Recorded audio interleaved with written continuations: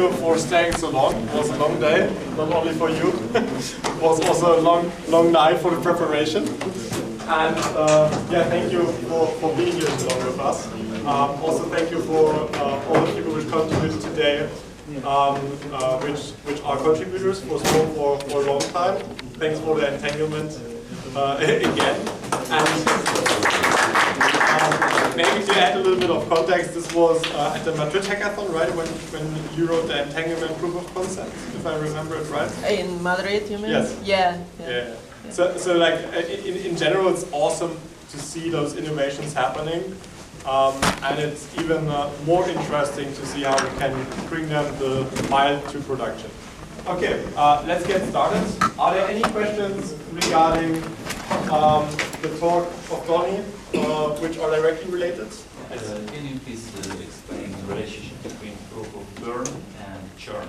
Because when I'm popping in and out from the network, I cannot observe the postage coming in, and my estimate is okay, so I think the network is still fine.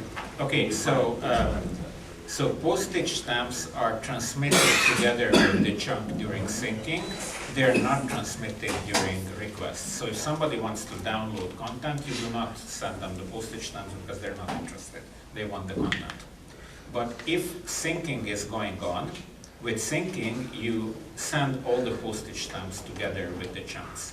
If nodes are leaving, then syncing will gravitate more chunks towards you, and you will observe more chunks being signed with that particular postage stamp, and because of that, your estimate will remain accurate.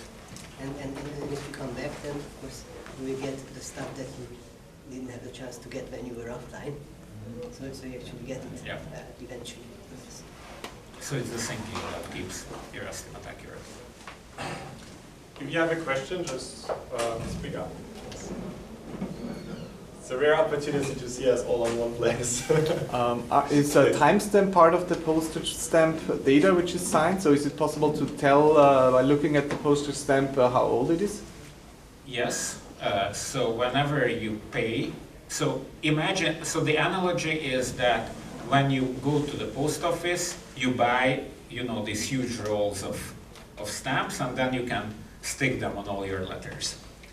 So obviously, since it happens on the blockchain, there will be a clearly marked time when you did that payment, and also it does have an expiration. So postage stamps have a validity period, and that validity period is publicly observable on the blockchain. Yeah, so what you've been talking about now is like the location of the content is based on the logical location of the DHT, right? Correct. What happens if you have like files that are being accessed mostly from a geographical location, but they like in the logical they would be like uniformly distributed, but that isn't necessarily over like geographical, and it might be like super inefficient to host like a file on one side of Earth when the other side is where it's actually being accessed. Right. So this is when caching. So this is when caching comes into play. So as you have seen, nodes that are the further away the node is from you, the more selection you have to whom to connect. So given the Kademlia rules, you're connected to the same number of peers in every bin, but the bins that are further away from you, you have more opportunities, and you can pick those with which you have the shortest pings. So with those you will have a better connectivity that kind of follows geography, not necessarily physical geography, but network geography. And because of that, since caching is incentivized by swap, what will happen if something is continually requested from one area of the network, that even though it is stored somewhere where it belongs because of its content address, it will get cached along the route on all those nodes which are farther away from the content but closer to the nodes that are requesting it. And swap actually incentivizes that kind of caching, so it is in the interest of the node. So it's not just that we program this into Swarm, there's actually an incentive to keep it that way. So you cannot actually make money by, removing that code from your swarm node. But even the closer node logically aren't like necessarily closer geographically, right? Yeah, But they are because they have a lot of But eventually Swarm works this way. So even if it's not efficient to store it in the logical location, it will definitely be stored that way. So the geographical location might help in the efficient distribution, but for rare files, for example, they will actually be stored in the other part of the world potentially. Yeah, but he asked specifically for popular content, right? That is regularly requested from one geographical area. Yeah. Oh, yeah. For that kind of content, all the caches in that area will be full with that content. Right, but how do I know that I will get connected to nodes and Because with nodes that are a little bit further away from you, actually the further away, the more choice you have. So for example, consider those nodes with whom even the first bit of their swarm address is different from yours. Half the nodes in the network are that. So from those half the nodes in the network, you can pick the ones that are closest to the you, ones and you will. with like lowest latency? Close latency, yes. Right. Okay. So you pick those. Of course, the truth be told, it has to say that it's a little bit theoretical because we don't have this picking algorithm. But it's doable and it will be done. It's academic needs. Short question to just give room for other topics and other questions. Is there something, a reference you can point out where something, where things are written up about this? Yeah, SWIP repo, right? Yeah. So the SWIP number 8, I think, was it? Yeah, 8 is the postage stamps. Yeah. Is there another SWIP which is related to the topic from the top of your head? Well, there's the Academia SWIP, which I think is, it's not yet there. Well, it will be there. I think it already has a number though. Is there, It's 16 or 18 or something like that. Okay, so just in general, to package this knowledge and to make it accessible, we introduce also the SWIP process, which is close to the EIP process, to have discussions and have like, you could say compartmentized focus knowledge gathering. And PostSystem Data 8 and also Academia is defined in there. It's not yet in draft mode, but it will be soon. And this is also a place to ask questions and to follow the development. I mean, and with this, we have to say that the SWIP process is primarily aimed at with more mature components, and like, to talk about stuff that we already can spec out in a way, and with more uncertain topics that we're still researching or unsure about. There's a research forum that we maintain. That's where kind of discussions about things happen. These kinds of things that we haven't even implemented yet. It's like more likely to be discussed rest in the research forum. You can find the research forum by going to our website. It links to that resource. All right, the GitHub repo for the SWIPs. Yeah, obviously. There is Ethersphere GitHub repo. GitHub.com/Ethersphere/SWIPs. Yes, wonderful. Yeah. All right. Do we have, for another topic, questions? I mean, you could ask everything from business over incentives, over tool development, whatever you have on top of your mind. I have a question about deleting from Swarm slide. Is there any possibility to restrict access to hash? I mean, if Bob shares with Alice something, yes, and publish that fact in blockchain, yeah. Yes. So I think you. Okay. Yep. Accurate. So in general, access control, so reading access is provided by the ability of decryption. So for those kind of access control, you encrypt data. Yeah. You don't share unencrypted data Right. with a specific set of users. So there's a whole subsystem of Swarm which deals with access control. And if you want to revoke access, what you can do, so there's a process by which you can change a few things on the Swarm, like you don't have to re-encrypt the whole content, you just change a few things, and then when you keep you know, updating that resource or that website, then those who have been left out of the access control list, they will not get updates. Like, you cannot force them to, like, they can have a backup of what they have read once. So if you have access to something, it cannot be taken away from you. It's impossible. Just like in, you know, you can make a backup copy of anything that you ever had access to, right? So that cannot be restricted. However, if that content changes in the future, then those who have been excluded from the access control list will not get the updates. They will not be able to decrypt them. Can I add to that?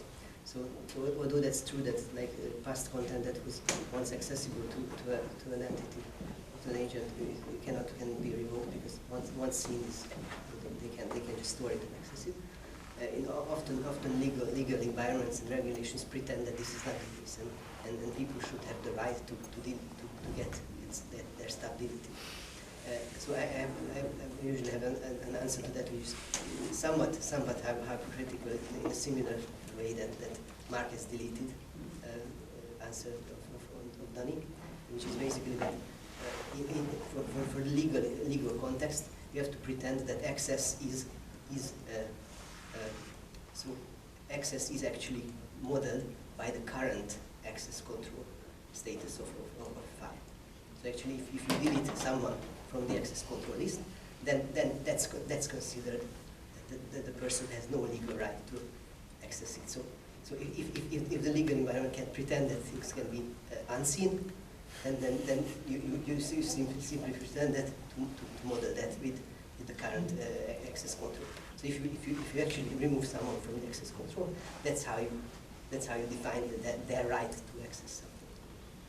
It's kind of a bit hypocritical. It's like Mark has deleted that. But so is the law. Yeah, so I kind of have like a philosophical question, like survey-wise, of all of the team.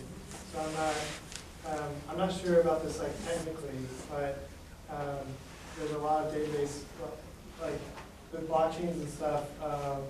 You know, we can get consensus on like adding data, and of course, Swarm. So we can add all the data, and then the delete is kind of like, well, you mark it as deleted, and then the rest of the network sort of pretends it's not there anymore. You know, of course, you can't like delete physical history, but the question is, like philosophically, should we build a system that's intended to store everything forever, or should we build a system where it's built to be able to delete? Swarm forgets. So Swarm is not a system which stores forever, and this is a very specific difference to like a blockchain which just depends and has a huge archive which might need to be accessible. And there may be some philosophical argument for like why you would want to retain, you know, like all history, right? Or maybe it's a technical limitation. I'm not sure. So that's why it's a philosophical question, not a technical one. I wanted to get a survey like who wants to build, even if it's not Swarm. Like it could be something like on Swarm, but like who wants to build something that archives everything forever, and who wants to build something that's like more like not like that? Let's keep that short. Quick show of hands. Who wants to build something which archives something forever? almost. Okay, so two. Archives everything forever, but yeah. I would demand it with one. So Everything of interest. Exactly. Yeah, So social is an honest system, and it archives everything that someone is interested to pay for, for whatever cost. Everything of interest. I don't want to archive It's a minuscule cost, but it's a cost, and if someone is willing to pay for that cost, then it should be archived. I would answer That's the honest way. I would answer the question also with nature. Like in nature, everything what is relevant is requested, right? So things which are relevant, there is a need for it. And they stay relevant because there is a need for it. And everything what is not moving, what is not accessed anymore is dead. It just gets right. folded into everything. And when we think about incentive systems and the need that this needs to be economically like interesting, like I don't Well, see as how. long as so I mean we make a tacit assumption here. So as long as the resource is scarce. So as if storage is basically so much available like air, that it virtually doesn't have cost. then of course the whole thing is pointless. But as long as it's scarce resource, then the cost drives because it's the direct signal of interest of. So humans tend to And keep things. maybe it's of interest to link it to another topic, which is censorship in general. If I may add, I raised the hand, but I was also hoping that the other question would be asked, because I would raise the hand again. So I don't think there's a uniform answer. It's like a lot of times when we discuss data, and then we try to find like this general answer, it really depends on the context. So it's like, who should forget? Should we forget as society? Should we forget as an individual? Should the machines forget? It's like a lot of aspects to this. Having said this, I do have the domain library of Alexandria that I want to give in the public use one day. So I don't think it's like a black and white question, and it answers. Also, it's very difficult if you actually implement something that is able to forget, that you can enforce that. Okay, right now we should forget about this. This is a very difficult topic, because then if you make such possibility to delete from school, then you're opening all the doors for censorship as well. Let's move forward with discussion. Yeah. Filecoin recently announced that they will start testnets pretty soon, and they plan to launch mainnet sometimes in 2020. What do you all make of their technical progress or their approach? What's the project? Filecoin. Filecoin. Yeah. What we made about like what do you think about their progress and them launching the network very soon? It's interesting. I would like to forward that question to you, Wojtek, because you compared a lot Swarm and IPFS in the last months, and I would love to hear your opinion about this. Yeah. So we looked in both Swarm and IPFS, and can you say, when you say we, you mean IOV Labs? IOV Labs, as in IOV Labs, yeah. So we evaluated those two options.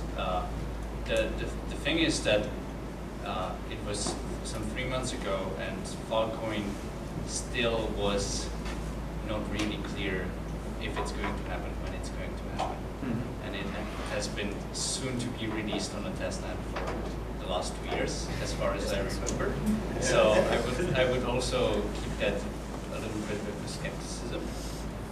That being said, I didn't for the last 2 months I didn't really kept up to date with that. What Filecoin, however, when we looked at that, what wasn't clear was how can we actually integrate with Filecoin, because Filecoin and IPFS is a very complex system that's just very closed to any outside, let's say, integration or anything like that, whereas with Swarm we had clearly this opportunity. And also, I think Filecoin, I mean, it's, if I'm correct, it's a separate blockchain, right? Only for the purpose of incentivization of IPFS. Well, I think this is like not necessarily good design, because why would you set up your own blockchain completely and only for incentivizing one use case, basically? Whereas Swarm would be using Ethereum, and I don't know, potentially we can maybe use Filecoin, right? It's also like if you compare apples with like other fruits, like the architecture is totally different for both systems, and also the emerging, or say the opportunities. Maybe we can move to less competitive questions, or do you like to add something? Yeah, I mean, as far as I understand, Filecoin is kind of mining for, so it is mining. So basically, it gives positive rewards for you showing that you certify, which means that it basically has the same fallback problem to the tragedy of commons problem. So basically, it might be right 99.9% of the time, exactly what it was 1% or 1%. When it's going to lose your backup, or lose one chunk of your encrypted backup, this is when you're going to start cursing. So that's why we from the start kind of put an emphasis that most probably you need solutions for for insuring files with a potential punitive threat to a particular individuals. And this, negative incentives. I mean, to put it shortly, with Filecoin, people can earn money for storing your files, but nobody loses money if they lose your files. And we need both sides if you want to have a real guarantee. Because with Filecoin, if some other file pays more in the future, they can just delete yours. There's no penalty for deleting, except an opportunity cost. And that's really what we're targeting with our storage incentive. Let's move on to the next question. Some related question, but not talking about competition. Danny in his talk mentioned that the incentivization, like a priority, is to provide a reciprocate service. Does it mean that then there is Swan who wants to create some kind of collaboratory storage system, like more than rather than having people that want to put just a storage node and people that don't want to have any storage node and just pay it Swan like a cloud service? All three of these options are available. So I think that the greatest inspiration for Swarm, both technically and philosophically, has been BitTorrent. So I think that BitTorrent is a very fundamental development on the internet. It's a real innovation that happened in the early 2000s. And the way they have this tit-for-tat protocol when you can only pay by reciprocal service, and that is what ensures the high throughput of BitTorrent downloads. And basically we took a page from their experience, that it's really nice that basically in order to download, you have to open up your upstream bandwidth, which you don't need anyway while you're downloading, and you set aside a little bit of storage, and you can do the same in Swarm, that the fact that you have some available resources, it will be easier for you to just put those resources to use for others in the same network. But if you don't have those resources, you can still buy them. So it works both ways. And if you have if you're a producer and you don't want to consume, you just have a big data center with a fat pipe, you can put it to use and you will earn Ether without spending any. And then that's how small components are like for some extra work. That's exactly where blockchains are kind of turned out to be like really a fundamental change in making sure that these systems are economically sustainable, because they allow participants that are not necessarily consumers themselves. So it's like you don't have to fulfill two roles at the same time for the system to operate. It allows for these roles to be separated. You can have an operator which allows for download and can be a consumer without ever offering anything. And similarly, you're not forced to do it because, for example, if you have a cell phone, you want BitTorrent movies with your cell phone because it will drain your battery, it will drain your account, and so on. So then you just want to pay and download, and you have that option with Swarm. All right, we need to unfortunately clean out the room, and the conference time is ending. So give a warm round of applause to this whole team.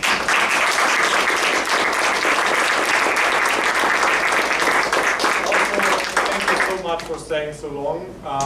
The most important thing for this project is collaboration and having the right partnerships and bringing it to usage. So thank you all for taking part in that journey. Thanks for that.